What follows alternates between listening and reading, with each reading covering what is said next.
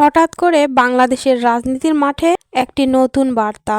British বার্তা সংস্থা রয়টার্সকে দেওয়া এক বিশেষ সাক্ষাৎকারে বিএনপি চেয়ারম্যান তারেক রহমান স্পষ্ট করে জানিয়ে দিলেন তিনি রাজনীতিতে ফিরতে পারেন। কিন্তু এই সাক্ষাৎকারের সবচেয়ে গুরুত্বপূর্ণ দিক শুধু তার ফেরা নয়, বরং তিনি যেভাবে আওয়ামী লীগ এবং শেখ হাসিনার পরিবারকে ঘিরে রাজনৈতিক অধিকার নিয়ে কথা বলেছেন, সেটাই এখন রাজনীতির অন্দরমহলে আলোচনার কেন্দ্রে। তারেক রহমান বলেছেন, রাজনীতি করার অধিকার সবারই আছে। জনগণ যদি কাউকে গ্রহণ করে, জনগণ যদি স্বাগত জানায়, তাহলে যে কেউ রাজনীতি করতে পারে, সে যদি হয় শেখ হাসিনার সন্তান। এই বক্তব্য শুনে অনেকেই বলেছেন, এটা কি তাহলে আওয়ামী লীগের জন্য বিএনপির পক্ষ থেকে একটি গ্রিন সিগন্যাল? বিশেষজ্ঞদের মতে এই বক্তব্য আদতে সরাসরি শেখ হাসিনাকেই লক্ষ্য করে দেওয়া একটি রাজনৈতিক বার্তা। কারণ শেখ হাসিনা এখনো সক্রিয়, যদিও তিনি দেশের বাহিরে এবং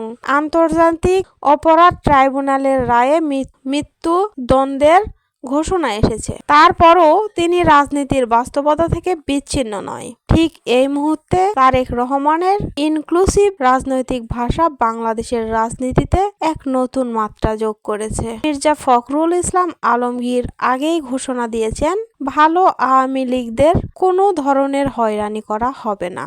এবার তারেক রহমান সেই কথাকেই আরো এক ধাপ এগিয়ে নিলেন। এই বক্তব্যের মাধ্যমে তিনি নিজেকে উপস্থাপন করলেন একজন প্রতিহিংসা পরায়ণ নেতার বদলে একজন গণতান্ত্রিক স্টেটসম্যান হিসেবে, যিনি ব্যক্তিগত শত্রুতার ঊর্ধ্বে উঠে আইনের শাসন ও জনমতের উপর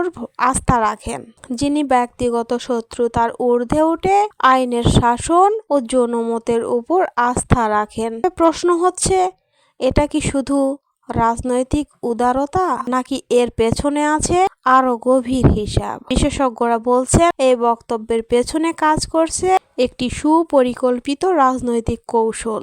বর্তমানে বিএনপির প্রধান চ্যালেঞ্জ আওয়ামী লীগ নয়, বরং মাঠে শক্ত অবস্থানে থাকা জামায়াতে ইসলামী। সাংগঠনিক শক্তি, মাঠের দখল ও কর্মী সক্রিয়তায় জামাত এখন বেশ সুবিধাজনক অবস্থানে। এই পরিস্থিতিতে এককভাবে জামায়াতকে মোকাবেলা করতে বিএনপির প্রয়োজন একটি বিশাল ভোট ব্যাংক। বিভিন্ন জরিপ বলছে, আওয়ামী লীগের ঐতিহ্যবাহী ভোটারদের একটি বড় অংশ নেতৃত্বহীন এবং হতাশ, আর জামায়াতের উত্থান ঠেকাতে মন্দের ভালো হিসাবে বিএনপির দিকেই ঝুঁকছেন।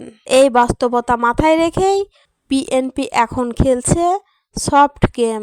ভালো আওয়ামী লীগদের আশ্বস্ত করা, রাজনীতিতে অংশগ্রহণের অধিকার স্বীকার করা, সবই আসলে এই ভোট ব্যাংক ধরে রাখার কৌশল। মাঠের রাজনীতিতে আরেকটি বড় পরিবর্তনও চোখে পড়েছে। আওয়ামী লীগের তৃণমূল ও মধ্যম সারির নেতাকর্মীদের দলবদল। গত ১.৫ বছর মামলা, গ্রেপ্তার ও আন্তর্জাতিক পরিস্থিতির কারণে অনেক আওয়ামী লীগ নেতাকর্মী বিএনপিতে যোগ দিয়েছে বা যোগ দেওয়ার অপেক্ষায় রয়েছেন। বিএনপিও কৌশলগত কারণে তাদের সাদরে গ্রহণ করছে। এর মাধ্যমে বিএনপি দুইটি লক্ষ্য পূরণ করছে। প্রথমত, স্থানীয় পর্যায়ে আওয়ামী লীগের সংগঠনকে দুর্বল করা। দ্বিতীয়ত, জামায়াতের বিপরীতে নিজেদের সাংগঠনিক ভিত্তি আরো শক্ত করা। রয়টার্সকে দেওয়া সাক্ষাৎকারে তারেক রহমান যখন বলেন, জনগণ যদি গ্রহণ করে, তখন তিনি শুধু দেশের ভেতরের রাজনীতির কথা বলছেন না, তিনি আসলে আন্তর্জাতিক সম্প্রদায়ের কাছেও একটি বার্তা দিচ্ছেন।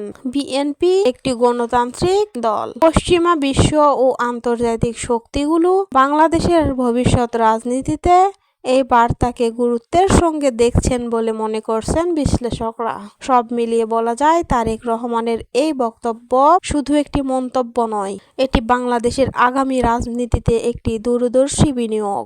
এখন দেখার বিষয়, এই গ্রিন সিগন্যাল রাজনীতির মাঠে কতটা প্রভাব ফেলে এবং ভোটের অঙ্কে কতটা ফলাফল এনে দিতে পারে।